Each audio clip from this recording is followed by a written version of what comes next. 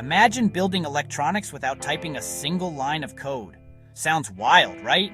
Arduino is awesome, but let's be real. Writing code can be tough, especially if you're just starting out. Debugging errors and figuring out what went wrong? Super frustrating. But here's the cool part. AI is stepping in to save the day.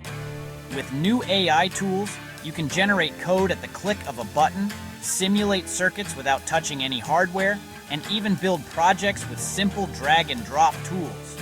Some platforms let you talk to an AI chatbot that writes Arduino commands for you. Others turn your instructions into working code without breaking a sweat. Want to control your project with your voice? AI can handle that. Prefer using hand gestures? No problem. AI tracks your moves and sends commands straight to Arduino. You can even monitor sensors and control devices with smart dashboards, or use AI to recognize faces and colors, all without traditional coding. This means faster projects, easier learning, and smarter electronics for everyone. The future? It's all about AI and Arduino working together. If you found this video helpful, like, subscribe, and tell us in the comments.